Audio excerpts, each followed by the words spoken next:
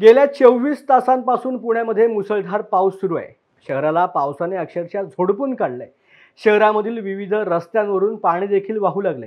अशातच शहरामधील अनेक भागांमध्ये पडझड देखील झाल्याचे चित्र समोर आलंय। या घटनांचा पुण्यामधील खडकवासला मतदारसंघाचे आमदार भीमराव तापकीर यांनी आढावा घेतलाय। त्यांच्याशी बातचीत केले आमचे प्रतिनिधी शुभम केसकर यांनी। संपूर्ण महाराष्ट्रामध्ये पावसाची जोरदार बॅटिंग सुरू आहे आणि एकंदरीत काल जसा हवामान खात्याने अंदाज दिला होता की पुण्यामध्ये ऑरेंज अलर्ट राहील आणि त्याप्रमाणे काल मध्यरात्रीपासूनच पुण्यामध्ये मुसळधार पावसाला सुरुवात झालेली आहे। एकंदरीत पुण्यामध्ये सध्या पूरजन्य परिस्थिती निर्माण झालेली आहे। या सर्व गोष्टींमध्ये आपण आता आनंदनगरमध्ये आहोत। खडकवासल्याचे आमदार अण्णा आपल्या सोबत आहेत। एकंदरीत सकाळपासून ते सगळे पाहणी करतात, लोकांशी संवाद घालतात। अण्णा, काय सांगाल, काय परिस्थिती आहे एकंदरीत लोकांशी संवाद साधण्याबद्दल?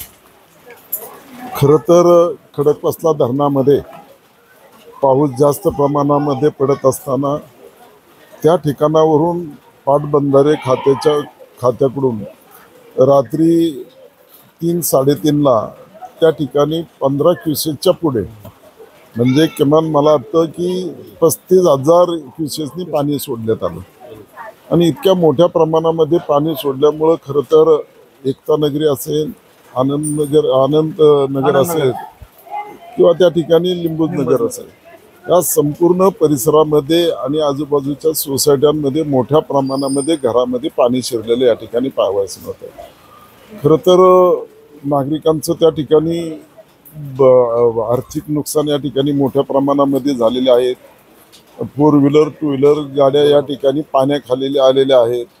आणि अशा परिस्थितीमध्ये खरं तर पाटबंधारे खात्यांनी या ठिकाणी कुठला तरी का होईना सायरल वाजवणं अत्यावश्यक होतं किंवा एखादी कल्पना दिली देणं आवश्यक होतं की जेणेकरून नागरिक या ठिकाणी सतर्क राहिले असते आणि त्यांनी त्या ठिकाणी काळजी घेतली असते। परंतु अचानक आलेल्या पाण्यामुळे या भागातील नागरिक सुद्धा भयभीत झालेले आहेत। या ठिकाणी पुणे महानगरपालिकेचे आयुक्त सुद्धा या ठिकाणी भेट देऊन गेलेले आहेत। माधुरी मिसाळ आमच्या आमदार पर्वतीच्या त्या सुद्धा या ठिकाणी आलेल्या होत्या। विविध पक्षाचे सर्व पदाधिकारी या ठिकाणी येऊन गेलेले आणि प्रत्येकाने या ठिकाणी खरं तर याच्यामध्ये उपाययोजना होणं अत्यावश्यक आहे। या ठिकाणी आमची एकच मागणी होती की पूर्वी या ठिकाणी या आनंदनगर किंवा मग या ठिकाणी असणारा विठ्ठलवाडी या भागातून एक रस्ता त्या ठिकाणी जात होता। त्या रस्त्याचं काम मोठ्या प्रमाणामध्ये झालेलं होतं आणि त्यामुळं पाणी आतमध्ये येत नव्हतं।